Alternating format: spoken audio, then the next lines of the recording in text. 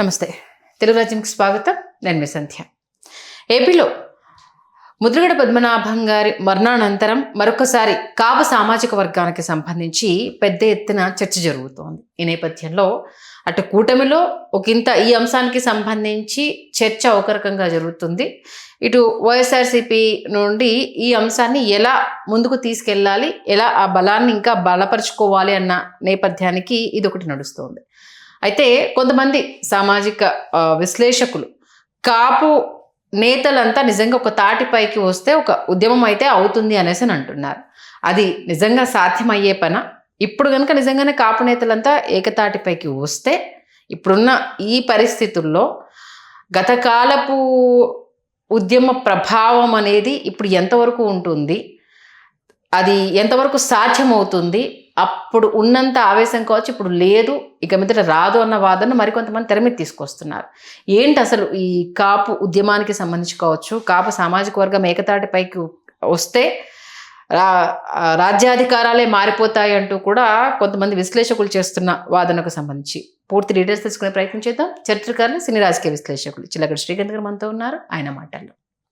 శ్రీకాంత్ గారు నమస్తే. నమస్కారం సార్. ఇందాక ఒక టాపిక్ డిస్కస్ చేస్తూ మీరు కూడా మాటల మధ్యలో అదే మాట అన్నారు. కాపు సామాజిక వర్గం అంతా ఏకతాటిపైకి వస్తే రాష్ట్రంలో ప్రకంపనలు వస్తాయి, ఖచ్చితంగా భారీ మార్పులు, అది ఊహించని విధంగా పరిణమించే అవకాశం ఉంది అని చెప్తున్నారు. నిజంగా అంత ప్రభావం చూపే అవకాశం ఇప్పుడున్న పరిస్థితుల్లో ఉందంటారు? ఇక్కడ ఇద్దరు మహామహనీయులు, ఒకరు తెలుగు నేలకు చెందినటువంటి మహానుభావులు, మరొకరు భారతదేశానికి చెందినటువంటి మహానుభావుల్లో మొదట మన తెలుగు నేలకు చెందినటువంటి మహానుభావులు గుర్రం జాషువా గారు, దళిత బాంధవులు. వారు చెప్పినటువంటి ఒక మాటని మిర్యాల వెంకట్రావు గారు పదే పదే వల్లవేస్తుండేవారు. కులము లేనివాడు బలగముండనివాడు పనికిరాడు నేటి భారతమున అని. ఇదే దళిత సామాజిక వర్గానికి చెందిన భారతరత్న బాబాసాహెబ్ డాక్టర్ బిఆర్ అంబేద్కర్ గారు ఒక కులం పునాదుల మీద ఏ జాతీయ నీతి నిర్మించలేరు అని చెప్పారు. రెండు క్వైట్ కాంట్రాస్ట్. కాకపోతే 89 అనేది 1989 ఎన్నికలు అనేవి ఏంటంటే భారతదేశానికి సంబంధించి 1967 ఎన్నికలు ఎలాగో, ఆ తర్వాత మీకు కొత్త తరం కొత్త రక్తం రాజకీయాల్లోకి వచ్చినటువంటి ఎన్నికలు చాలామంది రామారావు గారు తెలుగుదేశం వ్యవస్థాపించిన 1982 అంటారు, కానీ కాదండి, 1978. ఆ తర్వాత సరికొత్త యువరక్తం, సరికొత్తగా రాజకీయం రసవత్తరంగా మారినటువంటి ఎన్నికలు 1989. ఎందుకు ఈ విషయం చెప్పానంటే 89 ఎన్నికల్లో అప్పటికి వంగవీటి మోహన్ రంగారావు గారి హత్యోదంతం ఏదైతే ఉందో అది కేవలం ఆ సామాజిక వర్గాన్ని మాత్రమే కాకుండా మిగతా చాలా సామాజిక వర్గాల్లో అది తీవ్రంగా ఆలోచింపజేసినటువంటి అంశం. అంత క్రితం అప్పటికి పింగళి దశరథరామ్ గారి హత్య, ఎన్కౌంటర్ దశరథరామ్ అంటారు, వారి హత్య కావచ్చు, ఆ తర్వాత దానికి కొనసాగింపుగా వంగవీటి మోహన్ రంగారావు గారి హత్య కావచ్చు, మధ్యలో మరి ఏమైనా జరుగున్నాయనేది కాసేపు పక్కన పెడదాం మనం. పింగళి దశరథరామ్ గారు బ్రాహ్మణ సామాజిక వర్గానికి చెందిన వ్యక్తి, సాక్షాత్తు జాతీయ పతాక రూపశిల్పి అయినటువంటి పింగళి వెంకయ్య గారు మనవడే పింగళి దశరథరామ్ గారు, పింగళి హేరంబ చలపతిరావు గారు కుమారుడు ఆయన. సరే, ఇప్పుడు వంగవీటి మోహన్ రంగారావు గారి హత్యోదంతం మిగతా సామాజిక వర్గాల్ని కూడా ఆలోచింపజేసింది. ఒక ఆధిపత్య భావజాలంతో రాజ్యహింస పెచ్చుమీరినప్పుడు అది ఏ స్థాయిలో ఉంటుంది, నిరాహార దీక్షా శిబిరంలో నిద్రిస్తున్నటువంటి ఒక ఒంటరి యోధుడిని ఆ విధంగా నేల కొరిగేలాగా అంతమొందించడం అనేది మిగతా సామాజిక వర్గాల్ని కూడా ఆలోచింపజేసి, ఈ సామాజిక వర్గం చేసినటువంటి సామాజికోద్యమం ఏదైతే ఉందో, సామాజికోద్యమం అనేది ఒక అస్తిత్వ పతాకలాగా మిర్యాల వెంకట్రావు గారు దీనిని మున్ముందుకు తీసుకువెళ్ళినటువంటి ఆ నేపథ్యంలో ఏంటంటే మిగతా సామాజిక వర్గాలు కలిసి వచ్చాయి. అంటే లైక్ మైండెడ్ కమ్యూనిటీస్ ఉంటాయి కదా, అవన్నీ కూడా ర్యాలీ అయ్యాయి. అవన్నీ ర్యాలీ అవడంతో 89లో కాంగ్రెస్ పార్టీ అధికారంలోకి వచ్చింది. ఇది వాస్తవం, కాదని లేనటువంటి వాస్తవం. ఇది ఈ సామాజిక వర్గానికి ఎక్కడ లేనటువంటి ధైర్యాన్ని ఇచ్చింది. మీరు ఈవేళ మన విశ్లేషణ పూర్తయిన తర్వాత మీరు మందకృష్ణ మాదిగ గారికి ఫోన్ చేసి మీరు మాదిగ రిజర్వేషన్ పోరాట సమితి స్థాపించడానికి మీకు స్ఫూర్తి ఏమిటి అంటే, ఆయన 1988లో జరిగినటువంటి కాపునాడు మిర్యాల వెంకట్రావు గారు నాకు స్ఫూర్తి అని చెప్పకపోతే నేను పేరు మార్చుకుంటా చెప్పారు. అది మందకృష్ణ మాదిగ గారు కూడా ఉంది. అలా చాలా బీసీలు విజయఆర్ నారగోని గారు కావచ్చు, మరొకరు కావచ్చు, ఇంకొకరు కావచ్చు, ఇంతగా ఈ సామాజిక వర్గానికి సంబంధించి వీళ్ళని వెనుకబడిన తరగతిలో చేర్చేటటువంటి రిజర్వేషన్ల అంశం ఏదైతే ఉందో దీనిని ఎప్పటికప్పుడు వ్యతిరేకిస్తూ వస్తున్న ఆర్ కృష్ణయ్య గారు కావచ్చు, వీళ్ళందరూ ఏంటంటే ఈ సామాజిక ఉద్యమము ఏదైతే ఉందో దీనిని ఎట్టి పరిస్థితుల్లో వాళ్ళు దీనిని తక్కువ చేసి ఎప్పుడు ఎక్కడా మాట్లాడరు. ఎందుకంటే ఒక సమూహము మీకు వెల్లువల ఉప్పెనల ఎగసిపడ్డప్పుడు ఏ స్థాయిలో ఉంటుంది అనేటటువంటిది. అయితే చీఫ్ మినిస్టర్ స్థాయిలో ఒక ఫేస్ అనేది అప్పటికి ఉన్నప్పటికీ, కాంగ్రెస్ పార్టీలో ఉన్నప్పటికీ, రాజీవ్ గాంధీ గారి హత్యానంతరం ఏంటంటే ముఖ్యమంత్రి కాలేకపోవడం అనేది సామాజిక వర్గానికి మహాశాపంగా పరిణమించింది. వి హనుమంతరావు గారా, పి శివశంకర్ గారా, వి హనుమంతరావు గారా అనేటటువంటి ఒక దోబూచులాట సాగింది. మీకు రాజీవ్ గాంధీ గారి హత్యానంతరం ఆ తర్వాత తదనంతర రాజకీయ పరిణామాలలో ఎవరు భారత ప్రధాని అన్నప్పుడు కూడా 2 తెలుగు పేర్లే తెర మీదకి వచ్చాయి. ఒకటి పివి నరసింహారావు గారు, మరొకటి పి శివశంకర్ గారు. చాలామందికి పి శివశంకర్ గారి పేరు కూడా ప్రధానంగా పరిశీలనలో భారత ప్రధానికి ఉందన్న విషయం ఎవరికీ తెలియదు. అట్లా ముఖ్యమంత్రి ప్రధాని రెండూ కాలేకపోయినటువంటి పి శివశంకర్ గారు మీకు ఆ తర్వాత సిక్కిము, కేరళ వంటి రాష్ట్రాలకు ఆయన గవర్నర్ కాగలిగారు. దాన్ని కాసేపు పక్కన పెడితే ఏంటంటే ఖచ్చితంగా ఈ సామాజిక వర్గం మీకు ఈ సామాజిక వర్గానికి ఉన్నటువంటి బలం ఏంటి ఆంధ్రప్రదేశ్లో, కాసేపు తెలంగాణను పక్కన పెట్టి ఆంధ్రప్రదేశ్ గురించి మనం మాట్లాడుకుంటున్నాం కాబట్టి 175 నియోజకవర్గాలు 67 స్థానాలు, అట్లాగే మొదటి స్థానంలో ఉంటారు ఓటర్లు. ఆ తర్వాత ద్వితీయ తృతీయ స్థానాల్లోకి మనం లెక్క వేసుకునేటప్పటికీ 175లో 112 స్థానాలలో ఇది ప్రభావవంతమైన నిర్ణయాత్మక శక్తి పోషించేటటువంటి సామాజిక వర్గము. రెడ్డి సామాజిక వర్గం 175లో 22 నియోజకవర్గాలు ప్రథమ స్థానంలో ఓటర్లుగా ఉన్నారు. కమ్మ సామాజిక వర్గం 11 నియోజకవర్గాల్లో ప్రథమ స్థానంలో కమ్మ సామాజిక వర్గం ఓటర్లుగా ఉన్నటువంటి నియోజకవర్గాలు మనకు చాలా స్పష్టంగా కనిపిస్తాయి. మరీ ముఖ్యంగా కాపు, తెలగ, బలిజ ఏదైతే ఉందో ఇది ఎస్సీ ఎస్టీ రిజర్వ్డ్ స్థానాల్లో కూడా ప్రథమ స్థానంలో ఉన్నటువంటి నియోజకవర్గాలు మనకు అక్కడ కనిపిస్తాయి. అయితే ఇప్పుడు ఇక్కడ వీళ్ళు ఏకతాటి మీదకు రావడం అంటూ జరిగితే వీళ్ళకొక నాయకుడు కావాలి, ఒక ఫేస్ కావాలి, ఒక వారియర్ కావాలి. అంటే ఫ్రంట్ లైన్ వారియర్ అంటారు. ఆ ఫ్రంట్ లైన్ వారియర్ ఎవరు అన్న దగ్గర మొన్న అంబటి రాంబాబు గారు ఒక విషయం స్పష్టం చేశారు. అది మనం గతంలో కూడా మనం దాన్ని కుండబద్దలు కొట్టాం. ఆయన ఏమన్నారంటే వైసీపీలో ఈ సామాజిక వర్గం నుంచి ముఖ్యమంత్రి ఎవరైనా ఎలా అవుతారు కారు అనేటటువంటి విషయాన్ని అంబటి రాంబాబు గారు స్పష్టం చేశారు. అంటే అది వాళ్ళ పార్టీ. తెలుగుదేశంలో సాధ్యపడదు. ఎందుకంటే చంద్రబాబు నాయుడు గారు అనంతరం ఖచ్చితంగా నారా లోకేష్ గారు ముఖ్యమంత్రి అవుతారు. అది వాళ్ళ పార్టీ, అది వాళ్ళ హక్కు. మీరు నేను ఎవరు కాదనడానికి అది వాళ్ళ హక్కు. వాళ్ళ మెజారిటీ శాసనసభ్యులు వారిని యువరాజునే రేపు మహారాజుని చేస్తాం, పట్టాభిషేకం చేస్తాం అనుకుంటే అది వాళ్ళ ఇష్టం, వాళ్ళ హక్కు. అది ఇంకో కామెంట్ కూడా చేసినట్టు పవన్ కళ్యాణ్ గారిని సీఎంని చేస్తామంటే చెప్పండి, అంబటి గారు స్టేట్మెంట్ ఇచ్చారు దాని గురించి. అది కూటమిలో పొత్తు ధర్మంలో భాగంగా మీరు పవన్ కళ్యాణ్ గారిని అది కవ్వించడం, అది రెచ్చగొట్టడం. మీరు చేయగలరా? మీరు చేయగలిగితే మేము మా జగన్మోహన్ రెడ్డి గారు గతంలో చంద్రబాబు నాయుడు గారు ఒక కాపు సామాజిక వర్గం నుంచి నిమ్మకాయల చినరాజప్ప గారికి, కలుగెత్తి సామాజిక వర్గం నుంచి కేఈ కృష్ణమూర్తి గారికి ఉప ముఖ్యమంత్రి ఇచ్చారు. జగన్మోహన్ రెడ్డి గారు 5 సామాజిక వర్గాలకు ఇచ్చారు. ఒక ఎస్సీ, ఒక ఎస్టీ, ఒక మైనారిటీ, ఒక బీసీ, ఒక కాపు అనేది తీసుకొచ్చారు. అందులో భాగంగా ఆళ్ల కాళీకృష్ణ శ్రీనివాస్ గారు ఒకసారి, కొట్టు సత్యనారాయణ గారు ఒకసారి, ఇద్దరు పశ్చిమ గోదావరి జిల్లాల నుంచి వారు ఉప ముఖ్యమంత్రులు అయ్యారు. ఇప్పుడు పవన్ కళ్యాణ్ గారు ఉప ముఖ్యమంత్రిగా పూర్తి కాలం వారు కొనసాగుతారని మనం భావించవచ్చు.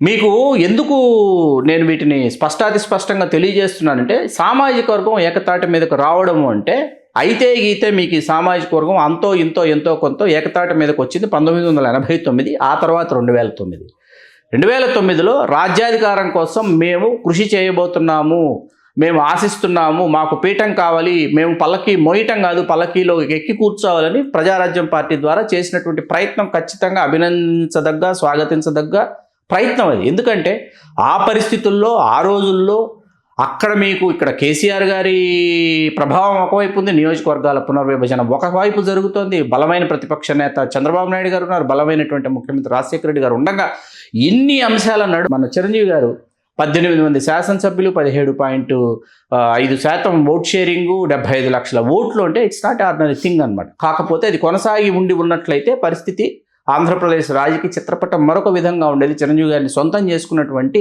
ఆయన సామాజిక వర్గం మాత్రమే. అందుకే ఇందాక ఒకప్పుడు ఉద్యమ రూపం కావచ్చు, పరిస్థితులు కావచ్చు వేరు, ఇప్పుడు ఉద్యమ రూపం కావచ్చు, పరిస్థితులు కావచ్చు వేరు. కానీ ఒక రాష్ట్రం ఏర్పాటు కావాలంటే ఒక వర్గం చేతిలోనే ఉండదు కదా. అక్కడికే వస్తున్నా.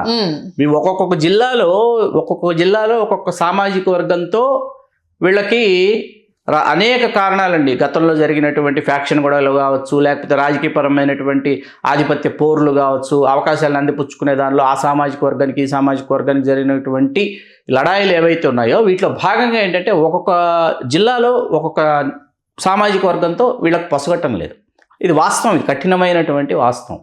ముందు దీనిని వీళ్ళు ప్రక్షాళన చేసుకోవాలి. మిగతా సామాజిక వర్గాల మద్దతు మనం ఎట్లా కూడగట్టుకోవాలి, మిగతా సామాజిక వర్గాలతో మనల్ని పూర్తిగా నిజంగా అది సకారణం కావచ్చు అకారణం కావచ్చు ద్వేషిస్తున్నటువంటి సామాజిక వర్గాల్ని కాసేపు పక్కన పెడితే అసలు మనతో చాలా సుహృద్భావ వాతావరణంలో స్నేహపూర్వకంగా మెలిగేటటువంటి సామాజిక వర్గాల మద్దతు ఏ విధంగా కూడగట్టుకోవాలి, వాళ్ళ యొక్క విశ్వాసాన్ని ఎట్లా చూరగొనాలి, అలా విశ్వాసాన్ని చొరగని మద్దతు కూడగట్టుకున్నప్పుడు ఏమవుతుందంటే వాళ్ళు ఈ సామాజిక వర్గం ముఖ్యమంత్రి కోసం వీళ్ళు అంగలారుస్తున్నారు, అరువులు చేస్తున్నారు, కష్టపడుతున్నారు, దీనికోసం వీళ్ళు చాలా త్యాగాలు చేశారు, చాలా దశాబ్దాలుగా దీనికోసం వీళ్ళు ఎదురు చూశారనేటటువంటి సాఫ్ట్ కార్నర్ ఈ సామాజిక వర్గం మీద ఏర్పడాలి. దురదృష్టవశాత్తు ఏర్పడేటటువంటి పరిస్థితులు లేకుండా పోయినటువంటి ఒక వాతావరణం ఇవాళ తెలుగు నేలలో చాలా స్పష్టంగా ఉంది. ఎందుకు అంటే ఈ ఐడెంటిటీ క్రైసిస్ అనేది ఈ సామాజిక వర్గానికి పట్టి పీడిస్తున్నటువంటి జాడ్యం ఏంటంటే ఐడెంటిటీ క్రైసిస్.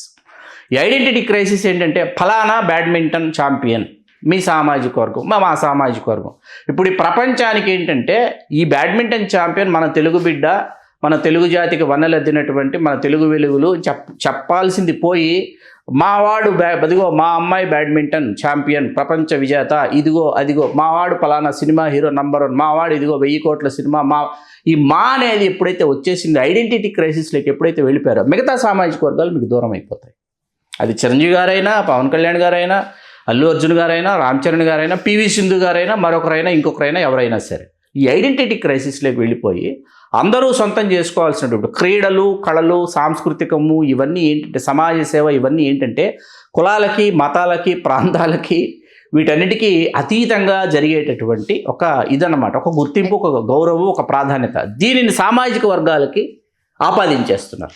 అయితే అంటే సరే మీరు అన్నది పాయింట్ పక్కన పెట్టేస్తే అంటే ఇప్పుడు జరుగుతున్న చాలా పెద్ద ఎత్తున డిస్కషన్ అంటే కాపులు చాలా ఎక్కువగా ఊహించేసుకుంటున్నారు కాబట్టే వాళ్ళు ఈగోకి వెళ్ళిపోయి రావాల్సిన దానికి సంబంధించి ఫైట్ చేయకుండా మేము సీఎం కాలేదు, మేము దలుచుకుంటే రాజ్యాలే గులిపోతాయి, మేము దలుచుకుంటే అసలు ఆ ప్రాంతాలకు సంబంధించి ఏది ముందుకెళ్ళదు అనేసని ఈ టైప్ ఆఫ్ పోర్ట్రేషన్ ఎక్కువైపోతుంది అన్న వాదన తెర మీద తీసుకొస్తున్నారు. దీని గురించి దీనిలో కొంత వాస్తవం లేకపోలేదండి. ఎందుకంటే కొన్ని నియోజకవర్గాల్లో, కొన్ని జిల్లాల్లో ఖచ్చితంగా సామాజిక వర్గం యొక్క ప్రభావము, సామాజిక వర్గం ఖచ్చితంగా తన యొక్క ఉనికిని కాపాడుకునే విధంగా వాళ్ళ యొక్క చర్యలు ఉంటున్నాయి. దానిని మనం కొట్టిపారేయడానికి వీల్లేనటువంటి అంశం. ఎందుకంటే గతంలో మీకు సాక్షాత్తు ఎన్టీ రామారావు గారిని ఓడించినటువంటి కల్వకుర్తిలో, మహబూబ్ నగర్ జిల్లాలో ఆ చరిత్రని, ఆ ఘనతను కూడా సొంతం చేసుకున్నటువంటి నేపథ్యం ఉంది. లేదని మనం కొట్టిపారేయడానికి వీల్లేదు. ఎందుకంటే ఓడించాలి అనుకుంటే, గెలిపించడం కాసేపు పక్కన పెడితే ఎవరినైనా ఓడించాలంటే మన జగన్మోహన్ రెడ్డి గారిని ఓడించాలని తీర్మానించుకున్నటువంటి వాళ్ళలో సామాజిక వర్గానికి చెందినటువంటి వాళ్ళు అత్యధికులు కనిపిస్తారు. ఎందుకు అంటే పవన్ కళ్యాణ్ గారు వర్సెస్ వైకాపా నాయకులు పవన్ కళ్యాణ్ గారిని చేసినటువంటి విమర్శలు ఏవైతే ఉన్నాయో ఆ విమర్శలు చేసినటువంటి వారిలో మరీ ముఖ్యంగా అంబటి రాంబాబు గారు, పేర్ని నాని గారు, గుడివాడ అమర్నాథ్ గారిని ప్రముఖంగా మనం ప్రస్తావించుకోవచ్చు. ఈ సామాజిక వర్గానికి, సొంత సామాజిక వర్గానికి చెందినటువంటి వాడిని మన పవన్ కళ్యాణ్ గారిని మీరు విమర్శిస్తారా? మీరు జగన్మోహన్ రెడ్డి గారు చెప్తే మీరు విమర్శిస్తారా? ఆయనే విమర్శించవచ్చు కదా, లేకపోతే ఆయన కింద ఉన్నటువంటి చిన్నారెడ్డో, బుజ్జిరెడ్డో, మల్లిరెడ్డో, బాబిరెడ్డో వాళ్ళు విమర్శించవచ్చు కదా.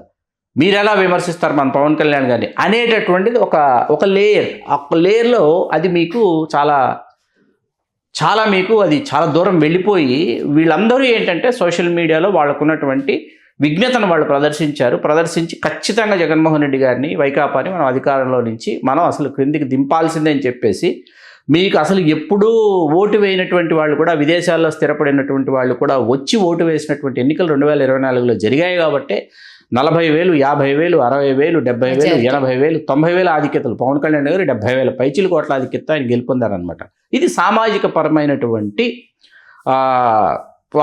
వాళ్ళలో వచ్చినటువంటి మార్పు అనేది ఏదైతే ఉంటుందో ఖచ్చితంగా వాళ్ళు మేము నిర్ణయించుకున్నామంటే వారు వన్ సైడ్ అనేటటువంటి పరిస్థితి. ఇక్కడ సాంస్కృతిక పరమైనటువంటి అధ్యయనం ఏంటంటే, స్టడీ ఏంటంటే చాలా ఆశ్చర్యం కలిగించింది సామాజిక రాజకీయ విశ్లేషణకు. అదేంటంటే కొంతమంది వైకాపా నాయకులు ఖచ్చితంగా ఓడిపోరు అని సమీకరణలు వేసినటువంటి వాళ్ళు నేను కూడా ఉన్నాను. లేదు కాదు నేను చెప్పట్లా. తెలుగు రాజ్యంలోనే విశ్లేషణలు ఉన్నాయి, ఇవాళకే ఉన్నాయి.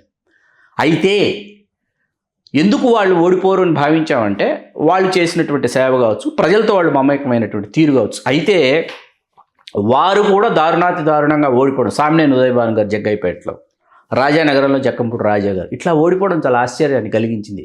అక్కడ ఆ నియోజకవర్గాలకు వెళ్ళి ప్రజల్ని కలిసి వాళ్ళతో మమేకమై మాట్లాడిన తర్వాత వాళ్ళ కోపం జక్కంపూడి రాజా గారి మీద, సామినేని ఉదయభాను గారి మీద కాదు, జగన్మోహన్ రెడ్డి గారి మీద. మాకు ఉదయభాను గారంటే ఇష్టం, జక్కంపూడి రాజా గారంటే మాకు ఇష్టం, కానీ మాకు జగన్మోహన్ రెడ్డి గారంటే ఇష్టం లేదు, కాబట్టి మేము వైకాపాకు ఓటు వేయటం లేదు అని స్పష్టంగా చెప్పారు. అంటే వీళ్ళందరూ ఒక మూడ్లోకి వచ్చారు, ఒక మైండ్ సెట్లో వీళ్ళందరూ ఉన్నారు, వీళ్ళందరూ హిప్నటైజ్ కాబడ్డారు అన్న విషయం మనకు అర్థమైపోతుంది అనమాట. కాబట్టి ఏంటంటే ఇప్పుడు ఈ సామాజిక వర్గానికి ఒక దిశ నిర్దేశించడానికి ఒక నాయకుడు కావాలి, ఒక నావికుడు కావాలి, ఈ పడవ ఆ తీరం చేరాలంటే. ఓకే, చూద్దాం ఎంతవరకు అది జరుగుతుందనేది. ఇప్పుడున్న పరిస్థితుల్లో అయితే ఎగదాడిపైకి రావడం అని అంటే అది సాధ్యం కాని పని. మీరు అన్నట్టు ఉద్యమాన్ని నడిపించే ఫేస్ కావాలి. ఆ ఫేస్ ఎవరు అని అంటే త్యాగం చెయ్యాలి. దానికోసం ఏంటి, మీకు పదవి ఇస్తామండి, మీరు అధికారం తీసుకోండి, మిమ్మల్ని శాసనమండలికి పంపిస్తాం, లేకపోతే మీకు రాజ్యసభ అనుకుంటున్నామంటే తృణప్రాయంగా వాటిని తృణీకరించేటటువంటి మిర్యాల వెంకట్రావు గారు లాంటి మనస్తత్వం ఉన్నటువంటి నాయకులు, నేతలు ఇవాళ కావాలి.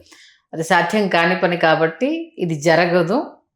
అదే మామూలుగా మన భారతీయుల దాంట్లోనే ఒకటి చెప్తూ ఉంటారు, ఒకళ్ళు పైకి ఎదుగుతుంటే మన వాళ్ళే లాగేసుకుంటాము అనేసి అని. సామాజిక వర్గానికి సంబంధించి కూడా పొలిటికల్గా రెండు డివైడ్ అయిపోయేసరికి మన దాంట్లోనే మనకు వర్సెస్ అన్నట్టు ఉంది మెయిన్. ఆ సంస్కృతి మనం కంప్లీట్గా తీసేయలేము. ఎందుకంటే దశాబ్దాల పాటు ఒక పార్టీలో ఉన్న వ్యక్తిని ఇమీడియట్గా బయటకు వచ్చేసి నువ్వు కాపు ఉద్యమం స్టార్ట్ చేద్దాం, అంతా ఎగతాటిపైకి రానంటే రాలేరు కదా. దాంట్లో చివరి నిమిషంలో మంత్రి పదవి ఆశించే వాళ్ళు కావచ్చు, పార్టీని నమ్ముకొని ఉన్నాం కాబట్టి ఖచ్చితంగా ఏదో ఒక రోజు రాకపోతుందని ఆశతో ఉన్న వాళ్ళు కావచ్చు, వీళ్ళంతమంది ఉంటారు. మనకు జగన్మోహన్ రెడ్డి గారు వెలుపలికి వచ్చి కాంగ్రెస్ నుంచి ఆయన వైకాపా ప్రారంభించి ఆయన ముందుకు కొనసాగుతూ సాయి ప్రతాప్ గారు వస్తారని అనుకున్నారు. ఎందుకంటే రాజశేఖర రెడ్డి గారు, సాయి ప్రతాప్ గారు కలిసి ప్రయాణం చేశారు కాబట్టి. సాయి ప్రతాప్ గారు అవకవక అప్పుడే కేంద్ర మంత్రి అయ్యారు అనమాట. ఓకే, అవకవక జీవితంలో మొట్టమొదటిసారి కేంద్ర మంత్రి అయ్యారు. దాన్ని విడిచిపెట్టి ఎట్లా వస్తారు, రాలేనటువంటి పరిస్థితి. అప్పుడిప్పుడే కాదులే, ఇప్పుడప్పుడే రాజీనామా చెయ్యనులే, అదిలే ఇదిలే అని ఆయన చెప్పిన తర్వాత చిరంజీవి గారు కాంగ్రెస్ పార్టీలో ప్రజారాజ్యం విలీనం చేసిన తర్వాత పల్లవరాజు గారు ఏమో తూర్పుగోదావరి నుంచున్నారు, చిరంజీవి గారి మూలాలేమో పశ్చిమ గోదావరి జిల్లా కాబట్టి చిరంజీవి గారికి కూడా కేంద్ర మంత్రి ఇవ్వాలి కాబట్టి సాయి ప్రతాప్ గారు మీరు రాజీనామా చేయండి అన్నారు. రాయలసీమ నుంచి 3 అయిపోతారు మీ సామాజిక వర్గం నుంచి కేంద్ర మంత్రులు, మీరు రాజీనామా చేయండి అన్నారు. సాయి ప్రతాప్ గారు రాజీనామా చేయాల్సి వచ్చింది చిరంజీవి గారి కోసం. ఈ త్యాగం ఎవరికి గుర్తురాదు, ఎవరికి తెలియదు. ఇట్లాంటి దృష్టాంతాలు కోకొల్లలు ఉన్నాయన్నమాట. అంటే అది మనం మాట్లాడుకుంటూ వెళితే పార్టీ కోసం చేసింది కదా, కాపు సామాజిక వర్గం కోసం ఆయన నిజంగా నా స్నేహితుడి కొడుకు జగన్మోహన్ రెడ్డి అని అనుకుని సాయి ప్రతాప్ గారు దాన్ని కేంద్ర మంత్రి పదవిని తృణప్రాయంగా విడిచిపెట్టి వచ్చి ఉంటే అప్పుడు వేరే రాజంపేట లోక్సభ నియోజకవర్గం అప్పటి నుంచి ఇప్పటి వరకు కూడా బలిజల ఖాతాలోనే ఉండేది. ఆయన కాదు మా సామాజిక వర్గానికి మేమే కేటాయించుకుంటే ఏం చేస్తారు మీరు, మిథున్ రెడ్డి గారిని ఆ రోజు నుంచి ఈ రోజు వరకు మిథున్ రెడ్డి గారినే వారు ప్రతిష్ఠించారు. 2029 ఎన్నికలకు మారబోతోందని విశ్వసనీయ వర్గాల సమాచారం. అది కాసేపు ఇంకొక రోజు మాట్లాడుకుందాం.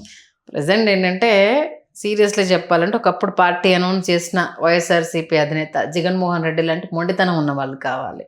సరే కష్టమో నష్టమో లాభమో ఏంటో తెలియదు, పెట్టాము ముందుకెళ్ళాలి, మనగడ సాధించాలన్న పవన్ కళ్యాణ్ గారు లాంటి రాజకీయ చాతుర్యం అనేది ఇవన్నీ కలగలిపిన ఒక నాయకుడు ఉద్యమిస్తే తప్పితే, అంటే ఇప్పుడు 2 లక్షణాలు కలగలిసినటువంటి నాయకుడు అంటే మొండితనం ఉండాలి, తెగువ ఉండాలి, తెగింపు ఉండాలి, తెంపరతనం ఉండాలి, చాతుర్యం ఉండాలి, అన్నీ కలగలిపి ఉండాలి. ఆ వ్యక్తి ఉండడము ఇప్పుడున్న పరిస్థితుల్లో అంటే తమను తాము త్యాగం చేసుకునే వాళ్ళు రావడము అంటే ఇప్పుడు ఆ త్యాగం చేస్తే రేపు దశాబ్దాలలో ఒక చరిత్రను మనం లిఖించబడతాము అన్న ఆలోచన. మనము ముఖ్యమంత్రి పీఠానికి సంబంధించి మనం కూడా గతంలో మనం కూడా అన్నాం, మీరు వైకాపాలో బొత్స సత్యనారాయణ గారిని ముఖ్యమంత్రిని చేస్తారా, ఇక్కడ పవన్ కళ్యాణ్ గారిని ముఖ్యమంత్రిని చేస్తారా సవాల్ చేశాను. మీరు ఎవరైతే తెలియజేస్తారో వారు వన్ సైడ్ అని చెప్పాం. బొత్స సత్యనారాయణ గారిని ముఖ్యమంత్రిని చేస్తారని ఈవేళ చెప్పినా కూడా వారు వన్ సైడ్. పవన్ కళ్యాణ్ గారు రాబోయే రోజుల్లో మా ముఖ్యమంత్రి, కూటమిలో ముఖ్యమంత్రి పవన్ కళ్యాణ్ గారు అని వీళ్ళు చెప్పినా వారు వన్ సైడ్ అని చెప్పాం మనం. ఎందుకంటే ఆ మూడ్లో ఈవేళ ఆంధ్రప్రదేశ్లో ఉన్నటువంటి సామాజిక వర్గం ఉంది. మా వాడు ముఖ్యమంత్రి ఎప్పుడవుతాడు, ఎన్ని దశాబ్దాలు ఎదురు చూడాలి,